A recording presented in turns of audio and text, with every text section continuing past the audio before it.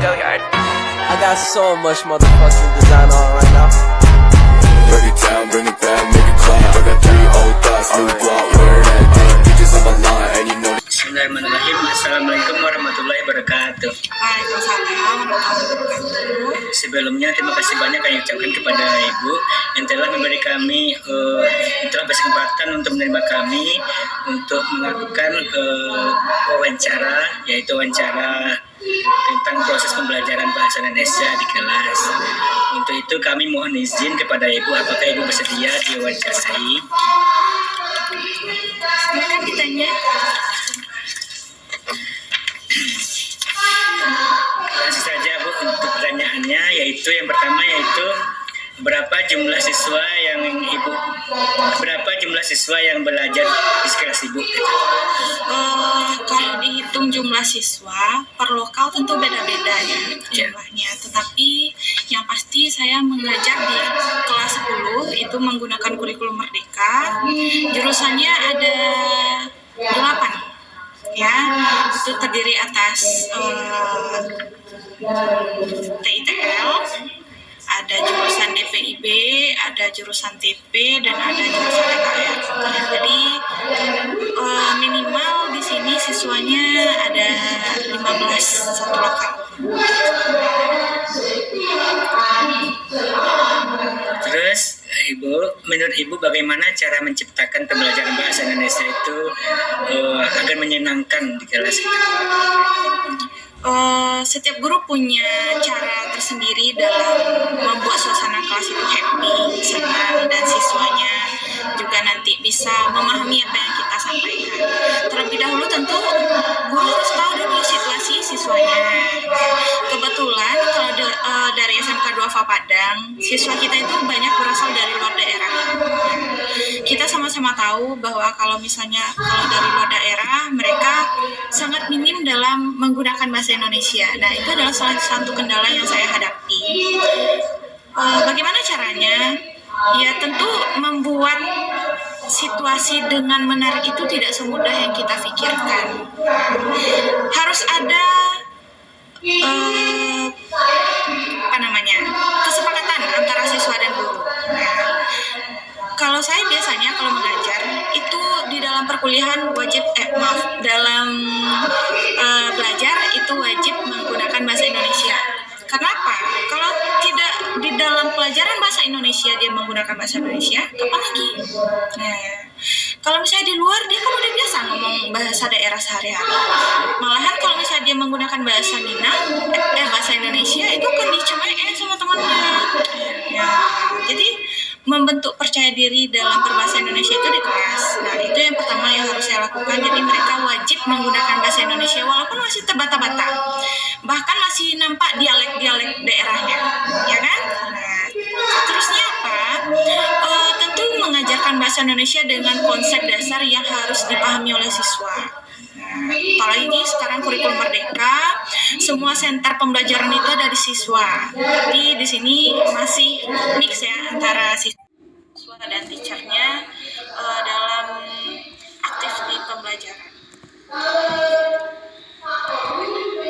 Selanjutnya Bu, kita ketahui kan bahwa setiap siswa itu memiliki kemampuan yang berbeda-beda dalam bahasa. Jadi bagaimana cara Ibu untuk mengatasi perbedaan kemampuan siswa tersebut?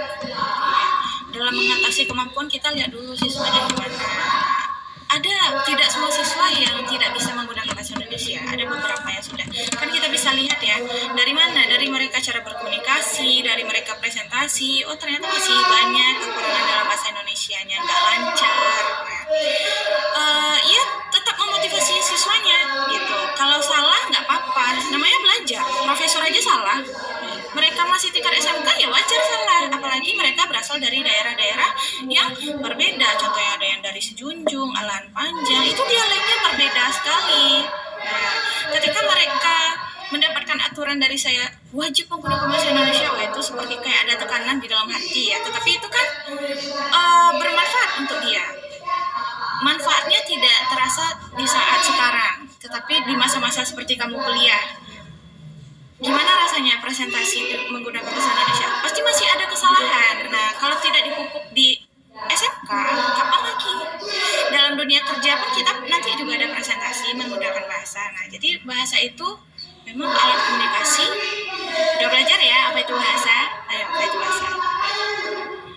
Satu kan sarana alat komunikasi ya.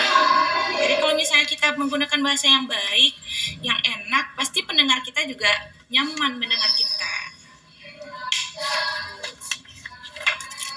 Selanjutnya Bu,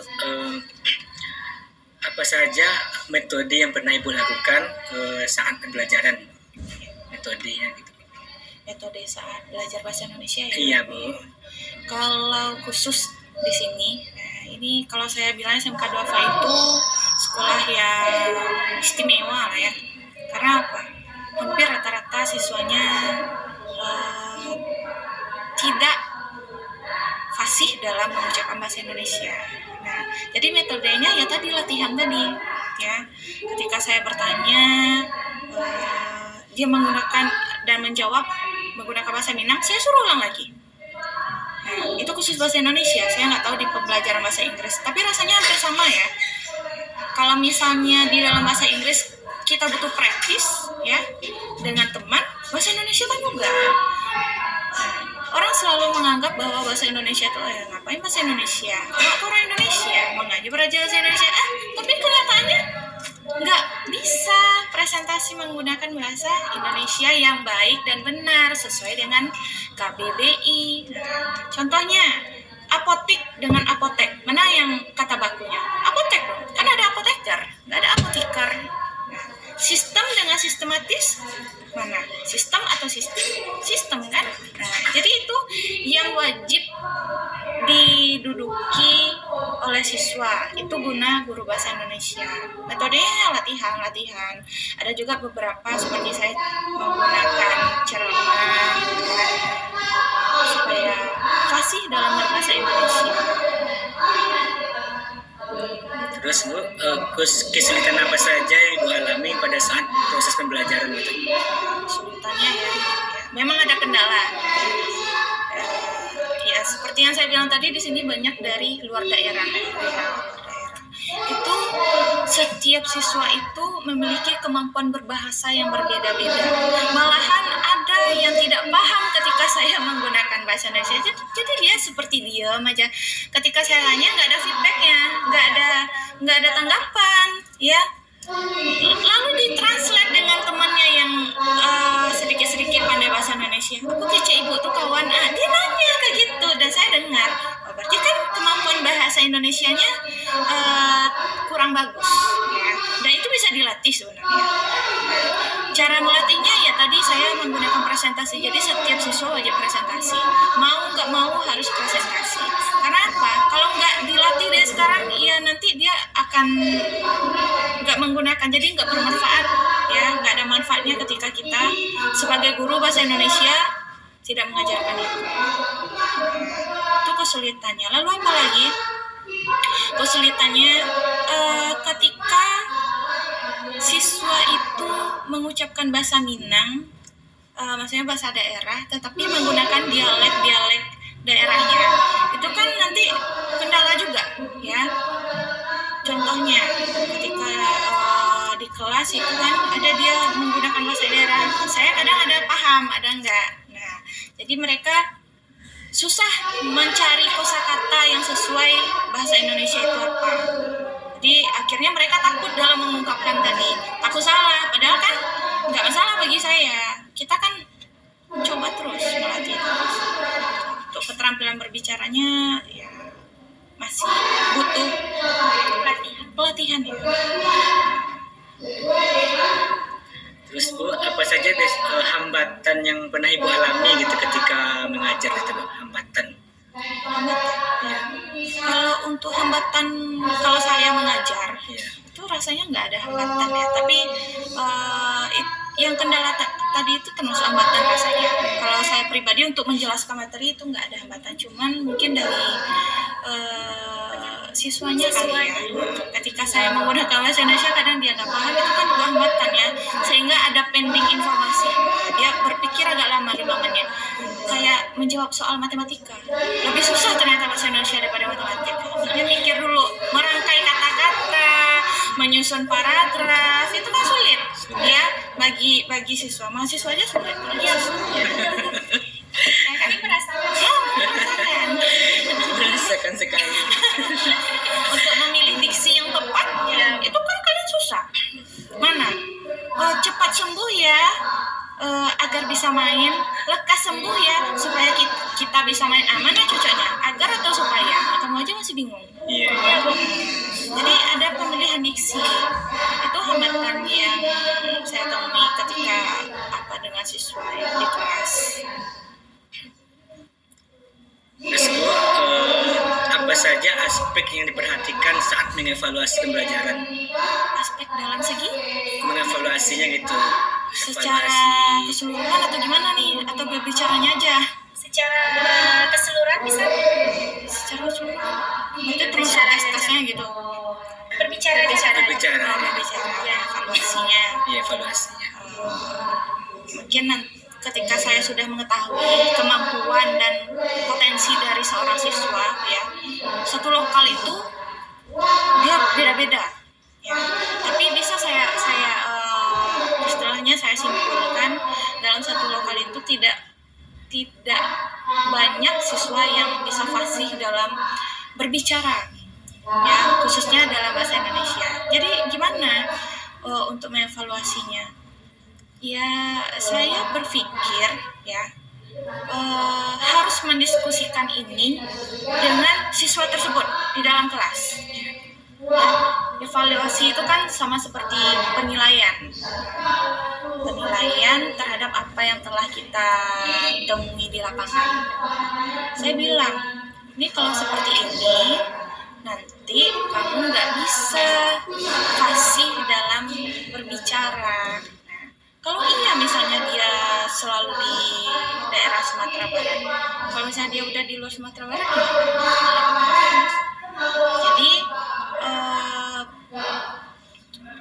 saya bilang dia memahami apa yang saya bilang. Terkadang saya juga harus menggunakan bahasa daerah dalam menjelaskan, ya, karena kalau selalu saya menggunakan nanti dia mengangguk. Jadi harus saya translate dulu ke bahasa daerah. Nah, nanti saya tanya, paham kan ya? Paham Bu? Kalau sudah paham, berarti dia sudah mengetahui apa yang harus dia lakukan selanjutnya.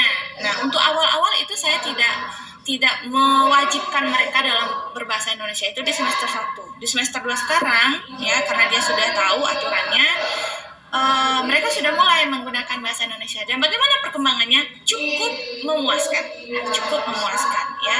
Itu bisa terlihat dalam mereka presentasi yang biasanya malu-malu, ya, yang nanya-nanya, boleh. Tapi sekarang dia udah mulai bisa mengontrol diri. Untuk maju ke depan kan butuh mental yang kuat, ya. Tapi udah pun kamu punya mental yang kuat, tapi kalau nggak tahu apa yang mau dibicarakan, kamu bingung juga, ya. Ada juga kemarin yang biasanya dia tampil ke depan itu bercucuran keringat, ya, tapi sekarang udah mulai bagus, ya. Itu tergantung kita sih, karena setiap guru kan punya metode tersendiri, tapi itu bagi saya. Terus Bu, bagaimana cara Ibu memotivasi siswa yang malas belajar? Motivasi siswa malas belajar. Iya. Ya. Kalau untuk memotivasi seseorang itu, kalau nggak ada motivasi dari dirinya sendiri, itu bullshit, ya, itu sama aja enggak. Tapi sebagai guru itulah tugasnya, ya, tetap memotivasi siswa. Ya, misalnya 15 menit pertama di awal-awal pembelajaran itu kita bisa memberikan motivasi seperti ceramah atau pengalaman hidup. Kalau misalnya siswa sekarang kan sukanya dia disangkut pautkan dengan yang sedang viral-viral. Iya. Contohnya ya, dalam dunia pertiktokan lah, ya, mereka tuh paling suka disangkut pautkan dengan hal-hal tersebut, ya. Tidak ada salahnya, apalagi seorang guru sekarang yang sudah serba teknologi, ya, harus kita mengikuti perkembangan zaman. Jadi kamu tidak dikelabui oleh siswa. Contohnya kemarin yang sempat viral juga kan, yang di TikTok itu, kamu nanya, ya, itu kan kalau misalnya dia bawakan ke sekolah itu nggak sopan, kecuali dia dengan temannya. Motivasi tersebut bisa kita bawakan kepada mereka, ya, dengan memberikan misalnya video pembelajaran sehingga mereka motivasinya bangkit gitu. Karena kita nggak tahu masalah setiap siswa berbeda-beda ya. Kita juga nggak bisa ngejudge, oh kamu pemalas, oh kamu ini, nggak bisa. Kita harus tanya dulu, misalnya dia malas nih, kenapa, kamu sakit, nah, kan ada kan siswanya kayak gitu. Atau misalnya siswa itu bawaannya ngantuk terus, suruh dia keluar cuci mukanya ya. Misalnya dia nggak semangat ya, kalau dibawa bekal saya suruh dia makan dulu tapi di luar 5 menit, karena ketika kita belajar kita butuh energi ya, kita butuh energi. Kalau saya sih fleksibel ya, nggak tahu kalau yang lain gimana. Itu kalau di kelas saya. Terus Bu, apakah dengan evaluasi yang tadi itu bisa mempengaruhi mutu sekolah? Untuk mutu sekolah itu akan terlihat setelah mereka lulus ya. Karena kalau sekarang itu belum terlihat. Tapi kalau saya pribadi menilai sebagai guru bahasa Indonesia khusus di Mapel saya, untuk di kelas 10 sekarang itu sudah ada perubahannya, ada progres dari semester 1 kan sekarang udah semester 2 ya. Ya, ada progresnya ya. Yang biasanya siswanya takut ngomong kan, berbicara itu keterampilan ya, keterampilan yang bisa menjadi nilai jual untuk kamu ya. Kalau kamu nggak bisa bicara ya kamu diam-diam baik ya. Sekarang udah mulai, contohnya kemarin kami ada casting untuk promosi sekolah. Jadi ada beberapa siswa kami menyebarkan iklan yang ingin menjadi promotor sekolah itu dengan casting. Silahkan ikut dan saya yang jadi penilainya. Banyak ya walaupun tidak sebanyak ekspektasi saya, tetapi ternyata mereka cukup antusias dengan itu, dan itu berarti kan keterampilan berbicara mereka sudah bagus. Nah, sudah mulai terasah. Jadi memang butuh kita dalam di kelas itu memotivasi siswa dengan sesuai dengan kondisi siswanya. Nggak bisa kita samakan antara kelas A dengan B. Itu nggak bisa. Itu sesuai kelasnya. Terus Bu, bagaimana respon siswa ketika terhadap model yang pernah Ibu ajarkan gitu? Beda-beda responnya ya. Yes. Ada yang menerima, ada yang enggak, ada yang betul-betul nggak mau. Ya, kita tahu lah kalau misalnya dia nggak mau berarti dia nggak mau maju. Nah, itu yang akan kita buka mindsetnya. Apalagi di sini saya bilang ya, di sini banyak siswa daerah. Ya, saya bilang aja, kamu ngapain ke Padang? Cari pengalaman. Iya, kalau misalnya cari pengalaman, terimalah apa yang misalnya ada aturan.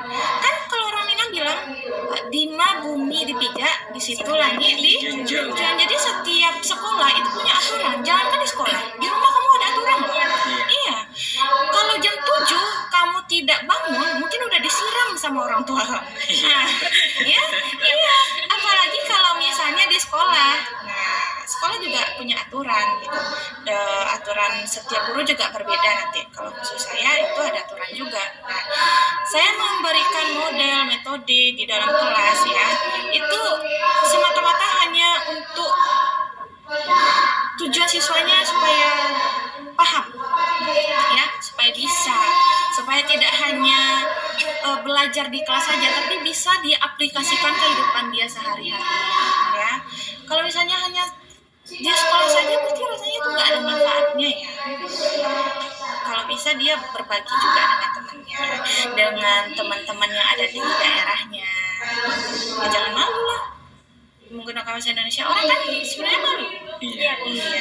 Suka bahasa Inggris jadi nggak pede. Mereka lebih suka berbahasa Inggris. Kan kita utamakan bahasa Indonesia, kuasai bahasa asing, lestarikan bahasa daerah. Iya. Nah, itu harus. Mungkin kalau untuk segi pertanyaannya cukup sekian Bu, terima kasih banyak sebelumnya. Selanjutnya itu Bu, mau bertanya tentang Ibu, di mana dulu kuliahnya di mana gitu? Identitas. Identitas. Nah baru tuh kuno nanti terdahulu kan observasi sama ibu ini kan tahu kan. Saya dulu S1-nya di STKIP PGRI Sumatera Barat. Tapi kalau sekarang udah menjadi Universitas PGRI Sumatera Barat. Itu tahun 2014. Saya masuk, saya tamatnya 2018. Jadi pas ya, wisuda tepat waktu. Insyaallah semoga kamu bisa ya. Amin ya Allah. Walaupun baru semester 2. Sudah melangkah loh. Masih jauh. Tapi itu dekat ya, sebentar. Sekarang saya juga lagi nyambung S2 di Universitas Negeri Padang. Sekarang sedang semester 2, sedang tesis juga, doakan ya. Saya ngajar di sini udah baru berapa ya? Baru 4 tahun. Iya, baru 4 tahun di sini. Jadi ketika saya wisuda, saya langsung ngajar. Ya, tapi sebelum wisuda pun sewaktu saya mau sempro, kompres, saya udah ngajar, tapi bukan di SMK. Jadi saya ngajar di SD. Jadi karena bukan basic ya, kita kan bahasa Indonesia itu adanya di SMP dan SMA, jadi nggak sesuai, nggak linear. Saya cari sekolah